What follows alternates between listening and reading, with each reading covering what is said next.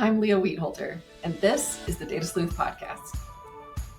In this season of the Data Sleuth Podcast, From Numbers to Narratives, our host, Justin Burns, the Director of Operations for Workman Forensics, discusses a broad range of forensic accounting cases, from embezzlement to money laundering, fraud against family members, and so much more.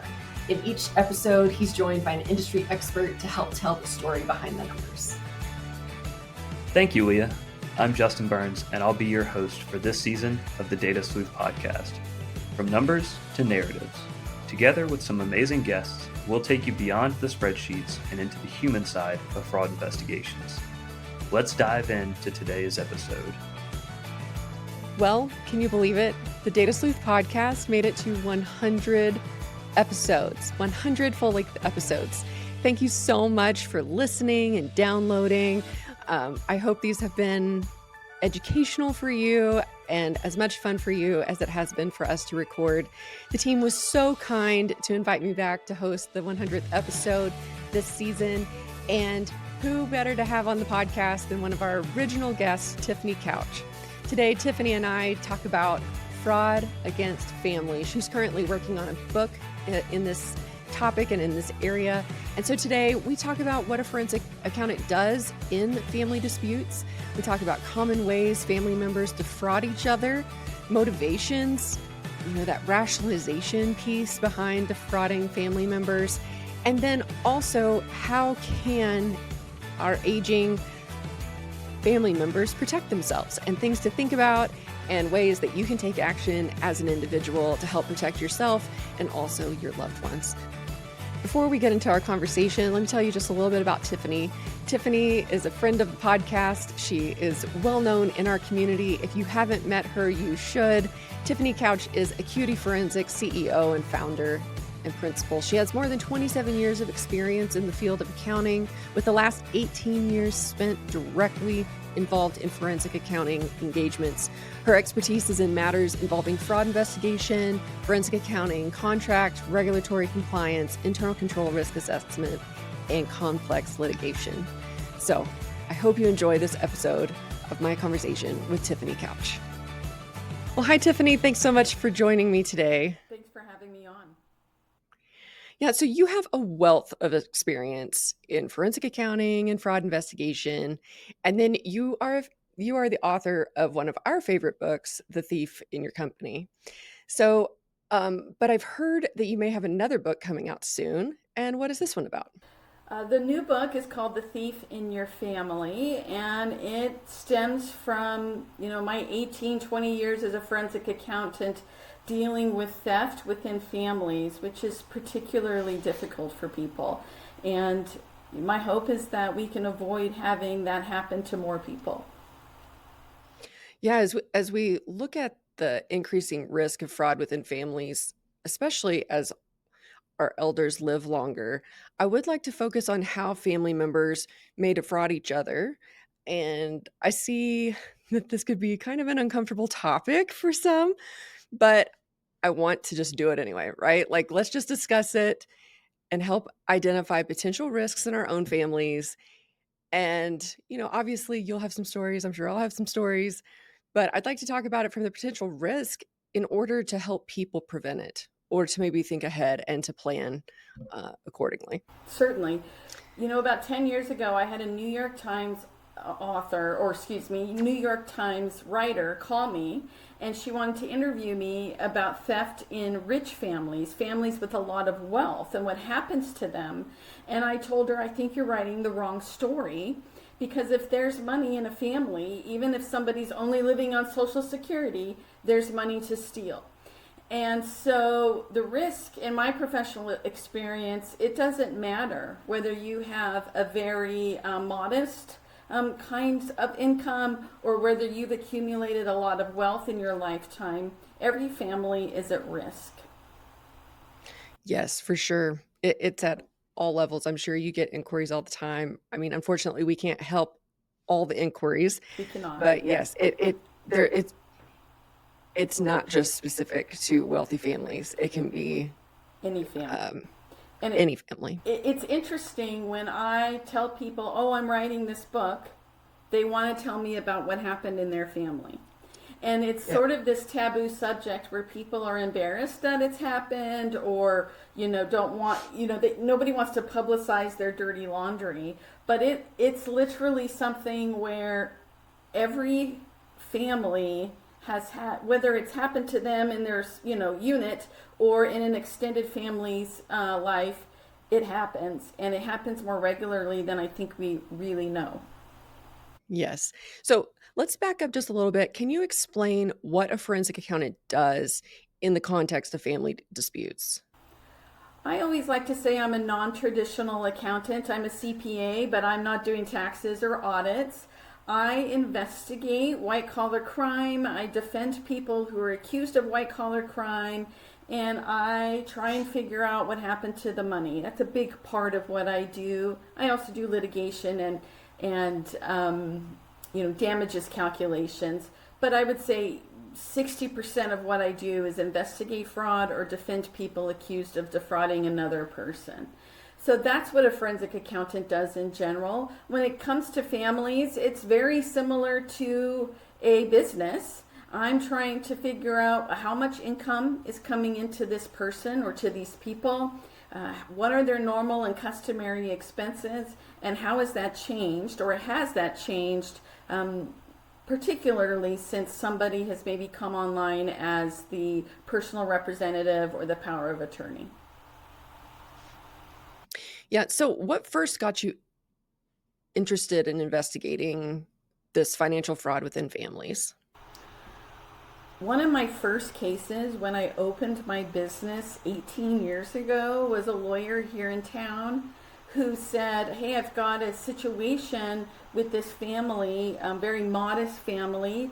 The dad had been a janitor at a school for 30 years, had retired as that. The mom had been a stay-at-home mom. She had sort of taken on jobs as they needed, maybe a new dishwasher or something like that, but a very traditional, very modest family. Mom had started getting sick, and soon after that, dad had gotten sick. And the son, they had two sons. One son is what I would call the son who launched, the son who went out, got a job, had a nice family, had a wife, all of those things. And then they had the son who had more trouble during his life.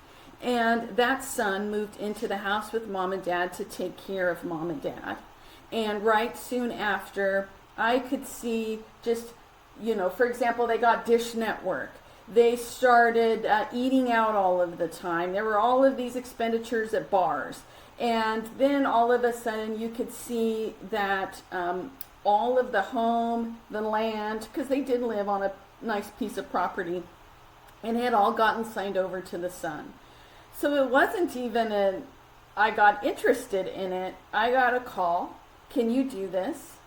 I investigated it, and we found that this son had absolutely benefited significantly from mom and dad's money and assets, and had attempted to sign over all of the assets to himself. Yeah. I just can't even tell you how many times I've heard this story with our clients.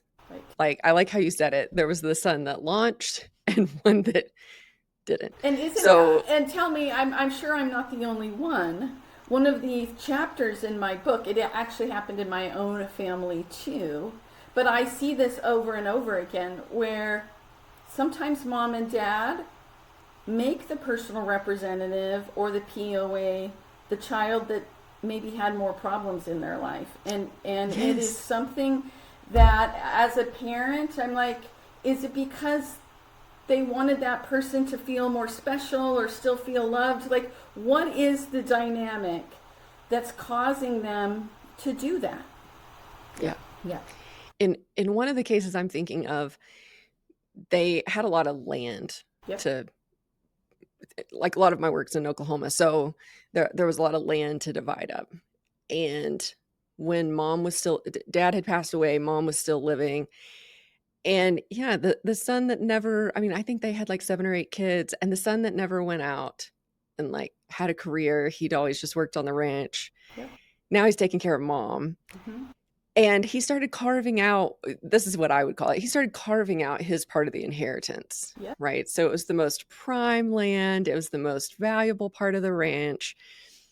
He got to kind of take the cattle that he wanted early on.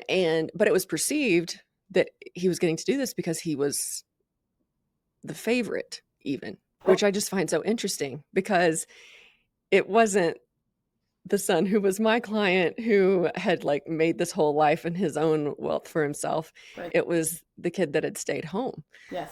That got to benefit from all these things. And it's interesting that you use the word favorite. The other part, the other thing I'm writing about is this: how many times I've walked into a trial or a deposition or gone into a meeting, and what I'm hearing, my favorite story are these two brothers. We walked into a mediation, and they are 60-year-old men at this point, and they were talking about how mom bought one of them a bike when one of them was 10, and she didn't buy the other one a bike when he was 10. And they were literally still upset about what happened when they were kids, and that followed them all the way through 50 years later. And mom thought he was the favorite, and no, mom thought he was the favorite, and that is another dynamic that is so interesting to me. Yes.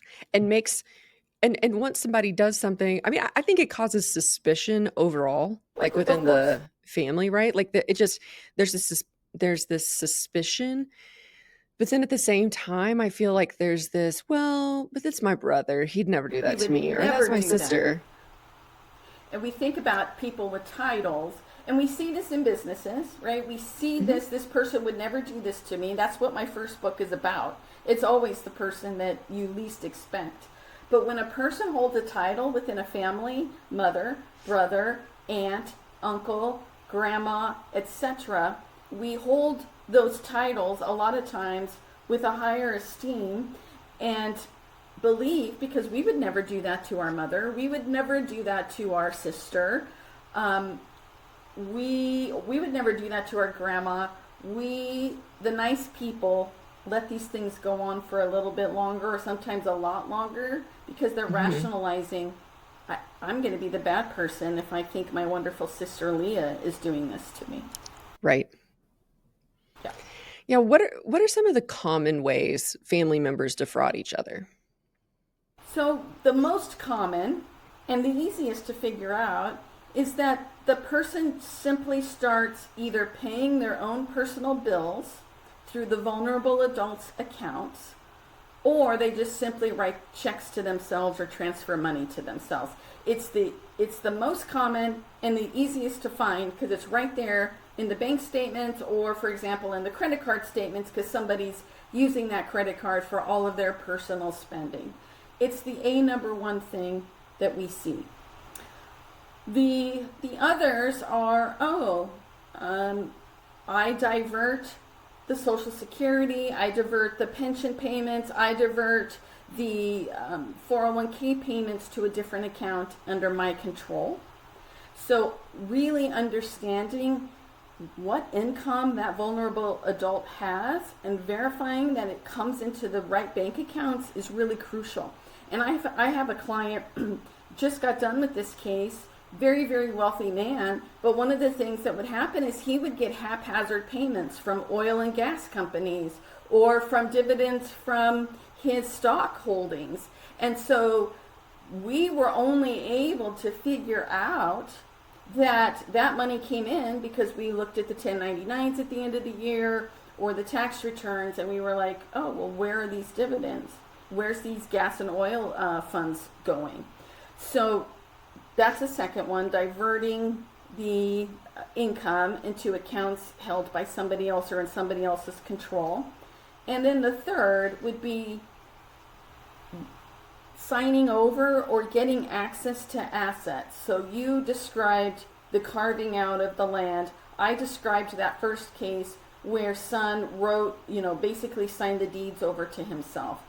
I have seen this over and over again where we go and we ask, for example, for the bank documents, the bank signature documents. What do we find?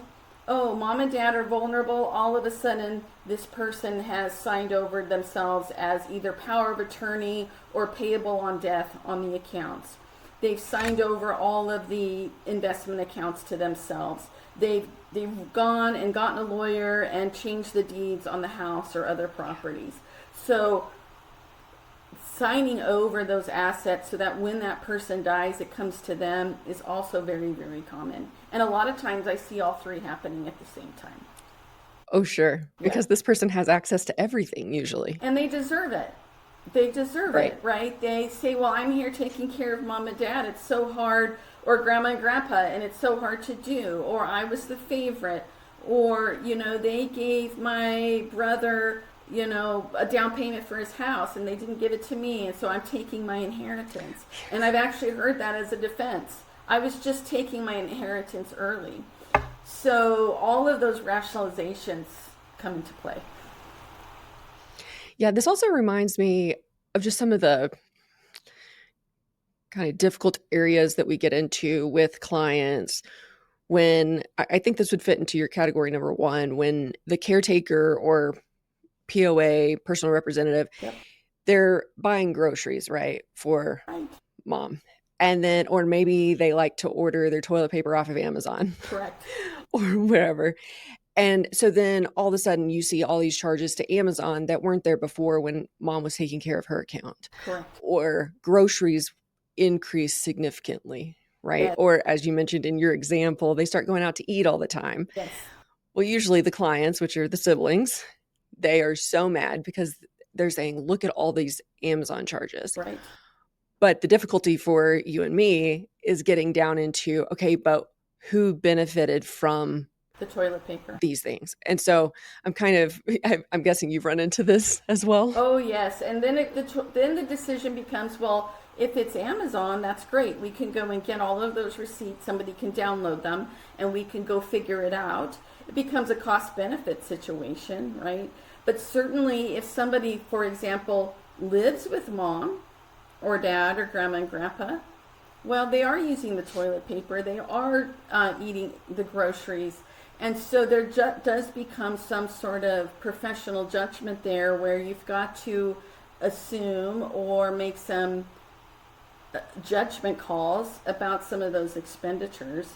And especially if that person's, for example, not getting paid to take care of mom and dad. So yes, always an issue. Especially if that person, especially in our older population, I still have clients, older, vulnerable adults who always went to the bank on Friday, wrote a check to cash. They took their little cash out of the account, and that's what they lived on all week.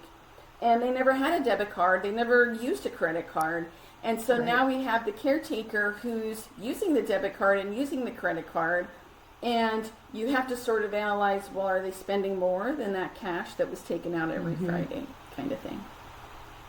And it's always such an interesting dynamic too, when, I don't know about you, but several of these caretakers who are children of the vulnerable adult, so many of the cases I've investigated, they've actually quit their job to be the caretaker. And so they're living with mom or dad.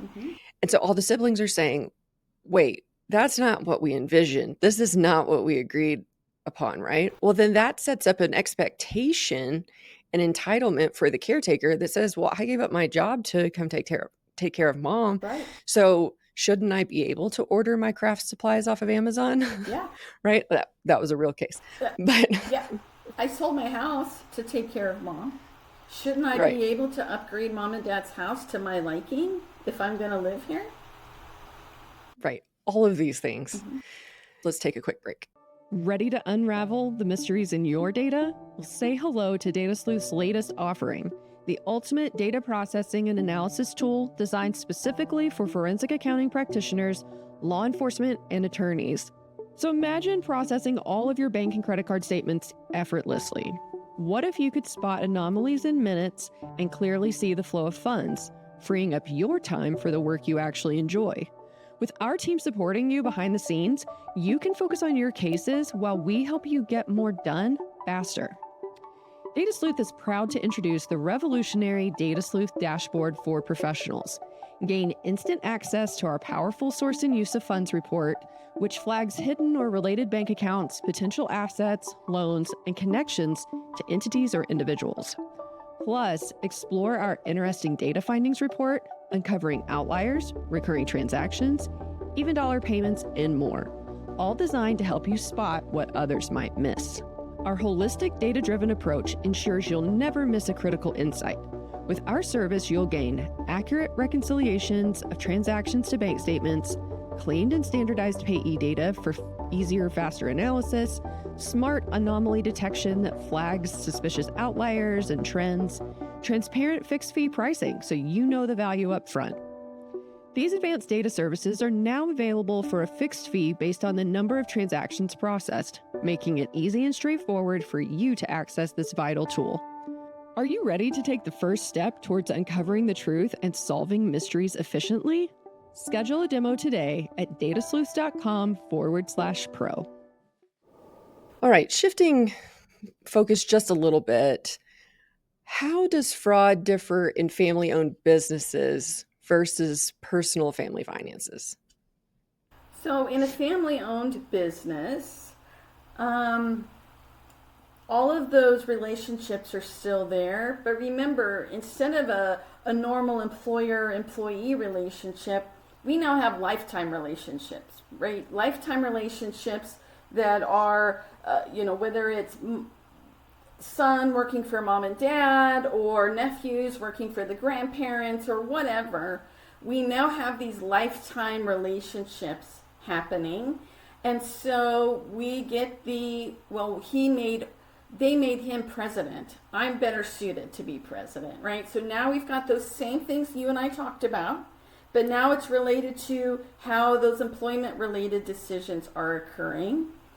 And then we now have what I typically see is that entitlement issue, right? Well, the business is going to be mine anyway. I'm going to give myself that raise. I'm going to write checks to myself to benefit myself. It's that entitlement of, well, mom and dad always use the company credit card to go on their vacations. I'm going to do the same thing.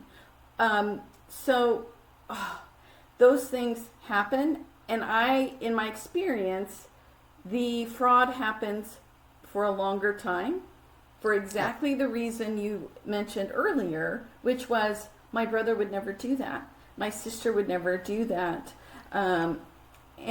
Or my daughter would never do that. And I've seen that so many times where they knew, and it's normal in every fraud case. Everybody sort of gets that gut feeling that they push down and they think something's wrong with them for thinking badly about this person. It's even worse in a family, because how dare I think that my wonderful sister would do that, or my brother, etc., or my daughter. And so people will bury their head in the sand and go into ostrich mode for a lot longer. And unfortunately, what that causes is for the fraud to go on longer and for the losses to be bigger. And so, yeah, it's a tough one. You talking about this reminded me of a case where there's just so many interesting things in a family business, because yes, dad started off doing it a certain way to avoid paying taxes on certain things. Yes. And then they do have a board, but it's of all family members. So they're just going to keep doing things like dad did it. And who's going to argue with dad? He made this so successful, right? And dad would go out and purchase more equipment, or more, again, in Oklahoma, more land, build more buildings, things like that. But then whenever the children take over, it seems like there's always one or a couple that just didn't stay with the business. They went off, they had their own life. Right. But dad made sure that they were going to get some sort of distribution. Yep. Just like everybody else. And so there is this entitlement and opportunity. If we're looking at the fraud triangle, there is this opportunity for the siblings to just make sure there's nothing left over to distribute. Yep. Right. Yeah, so I work in the business. Why should my sister get anything? She's over there having a nice life with her husband or her family. Why should my sister get anything when I worked this business and grew it with dad? Right. And then the sister that was left out, it kind of got to a certain point when she realized, oh, I'm being completely cut out because the business fed into the trust, and then the trust was now going to everybody's kids, but she didn't have kids. Right. And so she was like getting edged out because of all these business deals. And so not only, and for years, she's just like, never mind. Whatever. It's all right. It's all right. Right. But then when she sees she's being completely cut out, then she's like, okay, I think I have to do something about this. And then she's having to weigh, like, how public am I going to make this in my really small town where we're the biggest business? Yeah. Right? It's a thing. It is a concern. And so then she hires really great attorneys, and we end up working with her for a while. And then the more she saw, I mean, you would be mad if this was your employee or, some other relationship, but when it's your family, it's the worst. I mean, and then it messes up everything. What are we going to do for Christmas? What are we going to do for Thanksgiving? We always get together on Easter. Father's Day's ruined. I mean, it is so far, it is far more devastating in those areas, right? What about the grandkids? It's all of those things that she's probably got to worry about. Not just, are they taking money from me? But I get it. I grew up in a small town. What is everybody going to think? I don't want to air our dirty laundry. That's not what we do. And now, oh my gosh, our big happy family get-togethers have been splintered. Yeah. Yeah. It is just so messy. Okay, so I heard that you have a memorable case where a family member committed fraud. Would you be willing to share that with us? I've got so many. So many. But so the one of my most memorable and saddest stories was Bonnie. I call her Bonnie because of where she lived. She, again, very modest life. Her and her husband just did a great job of diligently saving their money. She lived in a trailer, and we live in the Pacific Northwest. We have sometimes very cold winters. And one of her neighbors wanted to do a welfare check on her and her son because they noticed that in her trailer the windows had been broken, and we were having one of those winters where we got a lot of snow. And so Adult Protective Services went over there, and they found Bonnie, and she has a developmentally disabled son who was probably in his 40s or 50s at the time. She'd taken care of him for her whole life. And Adult Protective Services came in and said, oh my gosh, you can't live like this. We've got to get you some help. And she said, well, I have a son up in this other nice town, and this son had a high-powered job, CEO level job, made really great money, had a wife, had kids, had all of that. So they called the son, and the son said, of course, I will help my mother and brother move up here, a couple hours away from where mom and brother were.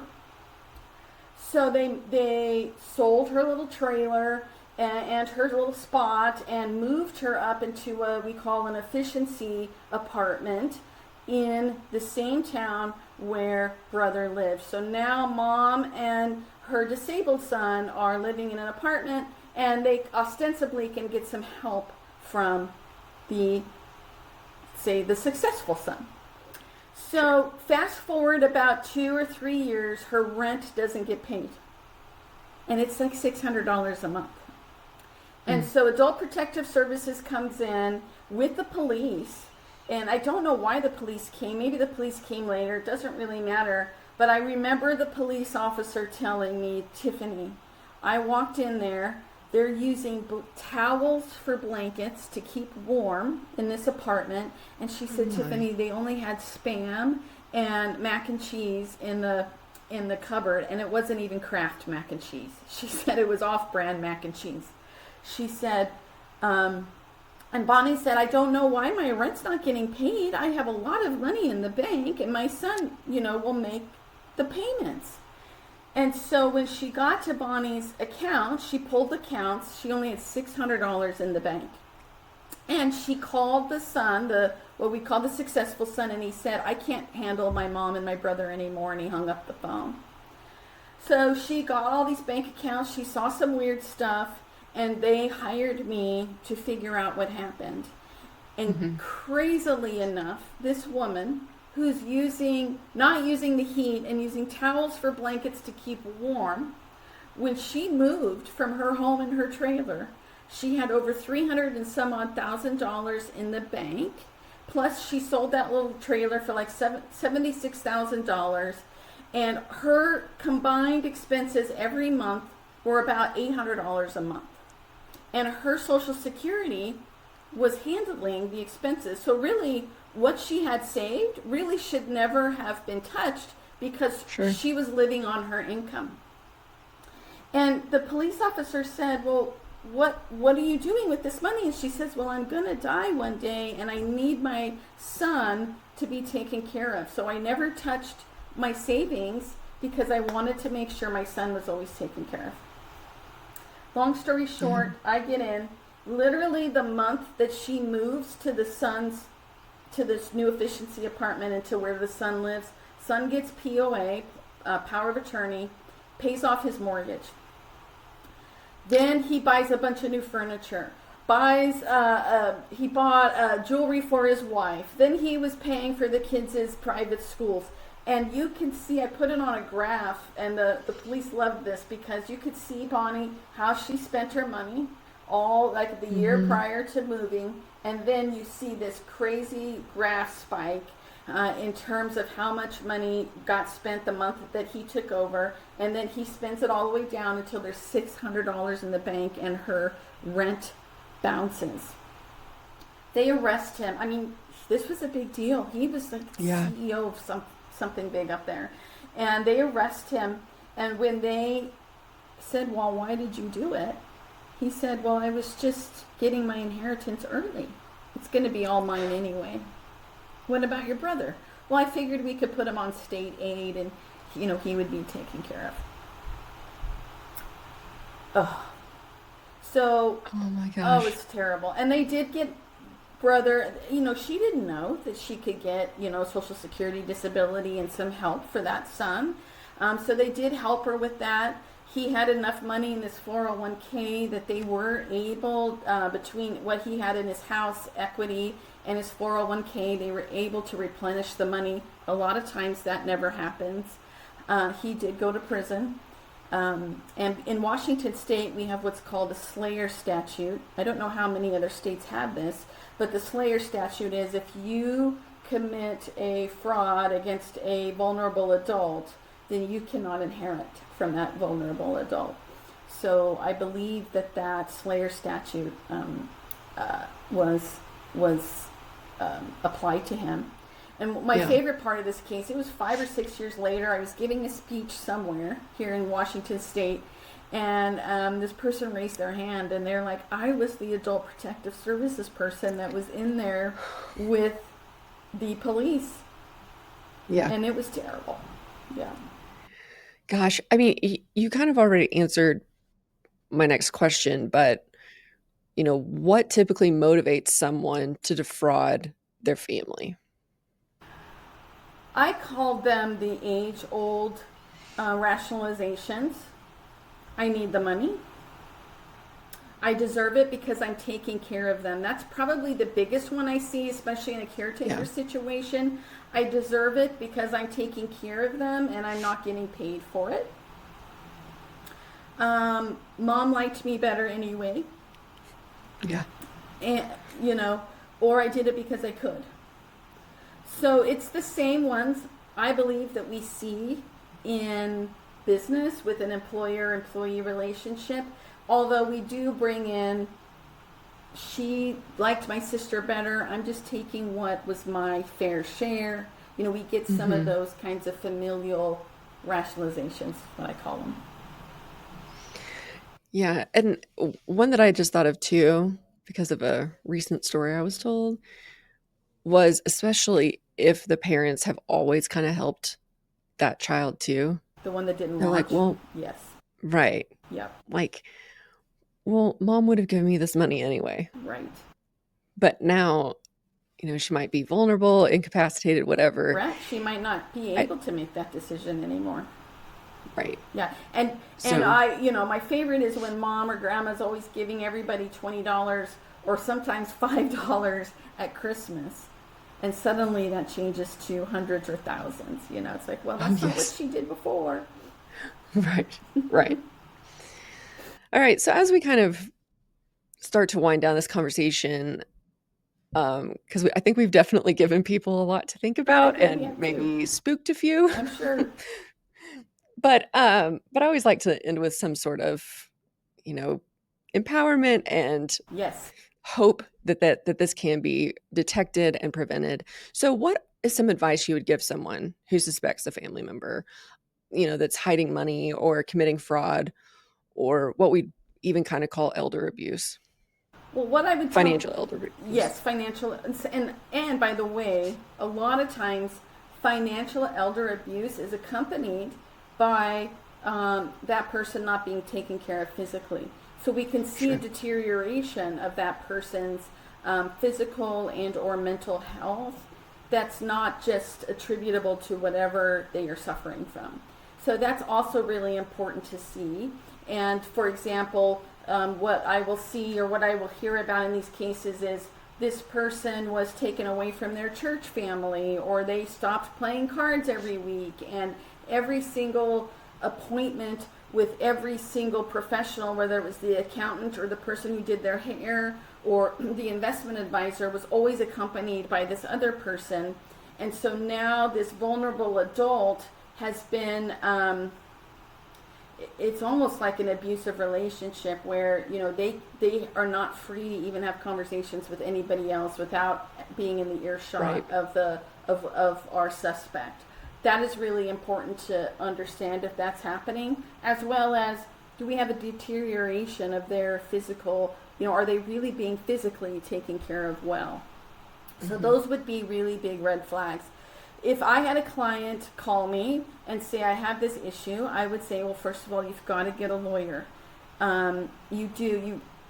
I know that sometimes is scary for people, and I'm always able to recommend really great lawyers who are not going to spend a lot of their money to give them really good advice and discuss options, which include options for me to assist with any sort of assistance.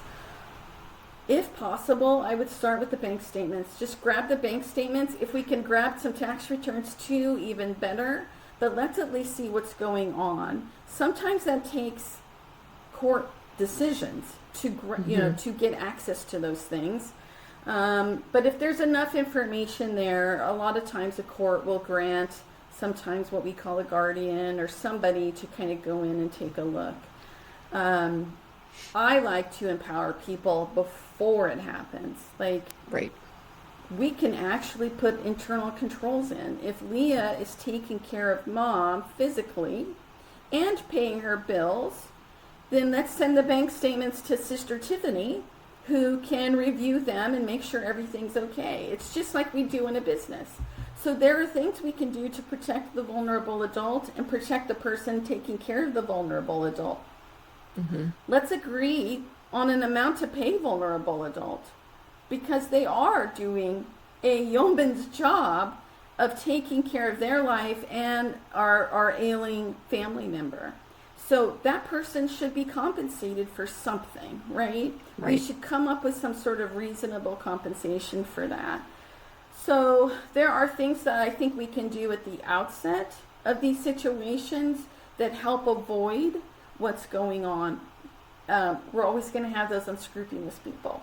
But the more that we can do at the outset, especially as you age, as all of us age, we should talk about those things and how we want those things handled in the event that we can't handle them ourselves. Yeah, I know it's very uncomfortable, just even from personal experience. It is very uncomfortable to have these conversations. Yeah. But much like a prenup and a divorce, I mean, you always hope the divorce doesn't happen, but in this case, aging is going to happen. This is kind of inevitable, and you don't know what condition, I don't know what condition I'm going to be in as I age and who's going to be around me. And so just setting those things up at the beginning. Yeah. So, and we can do things like that. We can say, hey, here's the income I have. And most of it comes in every month, but gosh, I do get this once annual refund from my life insurance, or I get this, quarterly dividends, and they come in check form and not in a wire form. And I can write those things down. I can say I want my personal representative to be paid X per month. So there are things that we can do. I can take a video of all of my jewelry. That's a big one in families. They took grandma's jewelry or mom's jewelry. I can take pictures, or I can take, I can do an inventory of my most precious assets. I have an aunt right now who is writing a list. My uncle died a couple years ago. She started writing a list. Well, what do you want? And I'm like, Linda, I'm not gonna tell you what I want. If you want to give me something, you can. She goes, well, no, this person wants this and this person wants that. And I'm like, if nobody wants that beautiful bed, I will take the bed, Right. But she's writing a list of who's going to get what right now. My grandma had nothing. And she used sticky notes to put on things. And so when I got some of her china and things like that. It had a little sticky note in her handwriting that had Tiffany on it. Mm-hmm. It could be as simple as that, Yeah. It's not very safe because that unscrupulous person, I don't know if I got everything with all the stickies. True. Right? Very true. But, it was her way. Well, and we were just having a conversation the other day on our team about how, like my parents' age, some of them are even getting into crypto and things like that, and just having to track that down if it's not part of a list. I mean, that could get into a whole estate planning thing, but just make a list of everything you have. Yes. So that, and put it somewhere safe. And so people that, don't like to talk about it. We take big trips now. We'll go to Europe for a few weeks, and I'll write a list. I'll tell my son, okay, all these things are here. If this happens, call this person. Here. And he's like, Mom, I don't want to talk about it. I'm like, I know you don't, but you have to know. You have to know. And so sometimes even the kids don't want to talk about it. It's the worst thing to talk about. My dad used to come to my office and say, this is what I want for my funeral. And I'm like, Dad, no. I'm so glad he did. Yeah. But we have to have those conversations. Yeah. Yeah. All right. Well, Tiffany, thank you so much. I do have one more question for you, Sure. Not specific to this topic. Sure. But what is one myth about forensic accounting that you'd like to bust? That it's always cool and sexy. Oh my goodness, yes. That's a good one. I tell everybody who thinks they want to be a forensic accountant, well, number one, you got to love spreadsheets, and you got to love, entering stuff into spreadsheets for hours or weeks at a time. Number two, if you never liked writing a term paper in college, you're going to hate being a forensic accountant, because almost every single one of my cases ends basically in me writing a term paper or an expert report. And number three, the other non-sexy, non-cool thing is, somebody else's job is to poke holes in everything you've done. And if you do not have the intestinal fortitude to handle that, it's not cool or sexy. And so, right. I do have the great stories. I've got stories galore, and I always say it's cheaper to hire me to, entertain your guests at a happy hour than it is to have me as a forensic accountant. But it's cool and sexy with the stories. But in order to get to the cool and sexy stories, you've got to do a whole lot of work. A whole lot of work in a very short amount of time, sometimes with messy information. Yep. And then you have to make sure it's right for the very reason you said at the end, because it's going to be scrutinized at some of the highest levels. That's right. Well, Tiffany, this has been a lot of fun. Same. Where can listeners learn more about your work or get help if they suspect fraud in their own family? Oh, well, that's nice of you. My website is acuityforensics.com, and that's ACUITY, forensics with an S on the end.com. Or you can Google me. You'll find me on LinkedIn and my website and all that fun stuff. Well, great. We'll make sure to link to that in the show notes. And thank you so much. Thank you so much. Thank you for listening to the Data Sleuth Podcast. If you enjoyed this episode, please leave us a review wherever you listen. The Data Sleuth Podcast is a production of Workman Forensics. To learn more about our investigation services and resources, please visit workmanforensics.com.